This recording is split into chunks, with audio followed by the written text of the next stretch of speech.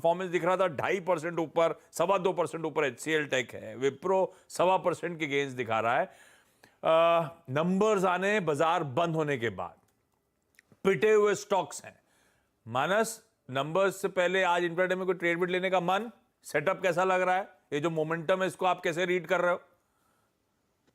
देखिए, IT stock की जहां तक बात है, डेफिनेटली लोअर लेवल पे थोड़ा सपोर्ट है। देखिए, मैं समझता हूं कि आईटी में बहुत बड़ी वीकनेस नहीं देखने को मिलेगी, लेकिन अभी भी कंफर्मेशन का आपको इंतजार करना पड़ेगा। बहुत सारे ऐसे स्टॉक हैं जहां पर हाई लेवल पे रेजिस्टेंस बना हुआ है, और जब तक वो लेवल ब्रेक ना हो तब तक आपको मैं समझता हूँ एग्रेसिव होकर खरीदारी नहीं करनी है, लेकिन बहुत बड़ी गिरावट देखने को नहीं मिल सकती। अगर एक स्टॉक पे बेट लेना होगा आईटी स्पेस में तो वो एचसीएल टेक रहेगा, क्योंकि यहाँ पर 50 डे मूविंग एवरेज के ऊपर लगातार स्टॉक सपोर्ट ले रहा है, सस्टेन हो रहा है। मेरा समझना है कि ये 100 डे मूविंग एवरेज ब्रेक करेगा तो कम से कम 1000 के लेवल्स को दिखा देगा, तो यहाँ पर बिल्कुल चांस ले सकते हैं 940 के स्टॉप लॉस से। नंबर से पहले अगर कहीं तेजी करने का मन तो वो एचसीएल टेक में। आज तो वैसे इन्फोसिस भी घूम गया है, वो वीकनेस आई थी, वो प्रेसिडेंट साहब अचानक छोड़ के चले गए, कल रेजिग्नेशन की खबर आई इमीडिएट इफेक्ट के साथ। 2 दिन पहले बोर्ड मीट में बायबैक अनाउंसमेंट, तो पहले तो इन्फोसिस ठंडा पड़ रहा था, अब इन्फोसिस थोड़ा सा मोमेंटम, थोड़ी सी तेजी दिखा रहा है।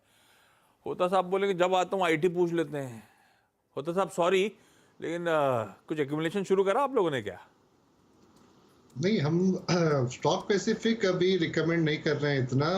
लास्ट मंथ हमने आईटी 20 रिकमेंड किया था क्योंकि वहाँ पे वोलेटिलिटी कम है, और रिटेल इन्वेस्टर के आधार से तो मुझे लग रहा है कि जहाँ पे वोलेटिलिटी कम हो वहाँ पे ही लेना चाहिए। स्टॉक स्पेसिफिक मुझे नहीं लगता कि अभी नियर टर्म में कोई बड़ा आउट परफॉर्मेंस आएगा, क्योंकि बहुत सारे मूविंग वेरिएबल्स है। और जिस तरह के कमेंट आ रहे हैं ना कि इंडियन मैनेजमेंट से, अगर आप जेपी मॉर्गन चेस का भी सीईओ की बात करें तो वो भी बोल रहे हैं कि 6 से 9 महीना में रिसेशन देखा जा सकता है। तो बहुत सारे अनसर्टेनिटीज हैं, तो ऐसी अनसर्टेनिटीज में यूजुअली स्टॉक परफॉर्म नहीं करते हैं, बहुत वोलेटाइल रहते हैं।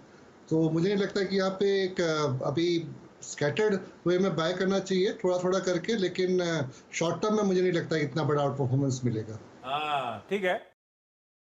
सुबह जब ग्लोबल मार्केट की चर्चा करते हैं तो उसमें हम इस पिछले कुछ दिनों में हमने लगातार नैस्डैक के ज़रिए आईटी को आपको एक्सप्लेन करने की कोशिश की है, और ये बताने की कोशिश की है कि दुनिया में आईटी के स्टॉक्स क्यों इतने प्रेशर में, नैस्डैक क्यों इतना प्रेशर में। 33% नैस्डैक अपने हाई से नीचे आ चुका है, क्योंकि जो तरह तरह की मुश्किलें खड़ी हो रही हैं उसकी वजह से आईटी में एक प्रेशर है। आपकी जो कंपनी आपने चुनी फंडामेंटली बहुत ही स्ट्रॉन्ग, अभी देखिए रिजल्ट भी एस्टिमेट से ज़्यादा अच्छे आए थे, उसके बावजूद स्टॉक सस्टेन नहीं कर रहा है क्योंकि ग्लोबल सेंटिमेंट इस वक्त वैसा है।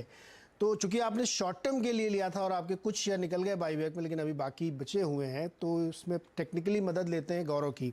गौरव, जिस प्राइस पे इन्होंने लिया था उससे तो काफ़ी नीचे है, इन्हें क्या करना चाहिए और कितने समय में इनको कम से कम जिस प्राइस पे लिया था उससे थोड़ा बहुत तो ऊपर मिले, इनको गेन मिले? क्या एवरेज भी कर सकते हैं इस प्राइस पे?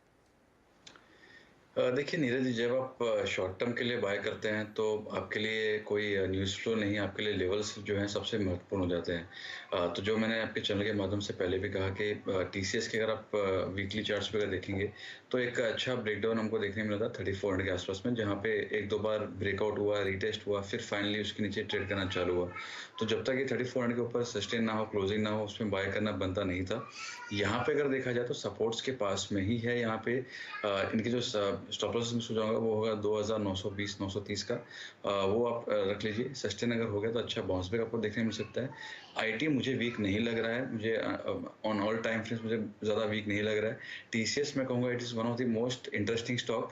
अगर किसी का नजरिया, इनका तो नजरिया शॉर्ट टर्म का है, किसी का नजरिया अगर लॉन्गर टर्म का भी है तो मैं समझता हूँ यहाँ से बहुत रेस्ट्रिक्टेड डाउन साइड होगा। मैं ये नहीं कहूँगा कि यहाँ पे 2-3% भी नहीं गिर सकता, बट अगर आप इसके मंथली चार्ट्स पे देखेंगे तो अपने मूविंग एवरेज के सपोर्ट्स के बाजू में आ रहा है। तो मैं नहीं समझता हूँ यहाँ से बड़ी गिरावट आपको देखने मिलेगी निफ्टी आईटी में या इनफैक्ट टीसीएस वगैरह में।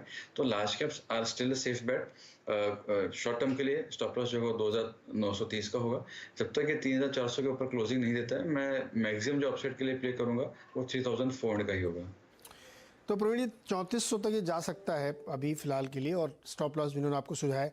आप जब भी इस तरह के शॉर्ट टर्म ट्रेड लेना जो ट्रेडिंग के साथ, तो उसमें फिर स्टॉप लॉस ज़रूर मेंटेन करिए, क्योंकि ट्रेडिंग के लिए जैसे करें लेवल्स बहुत महत्वपूर्ण होते हैं, उसमें बहुत सारी खबरें उतना ज़्यादा प्ले अप नहीं होती हैं, तो ये ध्यान रखिएगा। और वीरू कमेंट्री आप 7 बजे सुनिए, हमने उनको थोड़ा सा एडवांस कर दिया, तो 7 बजे आपको बहुत, जैसे पहले थी 7:50 वाली, वैसे एकदम 7 बजे आपको आराम से पूरी कमेंट्री सुनने को मिलेगी। ग्लोबल वाली मेरी भी सुनने को मिलेगी आपको।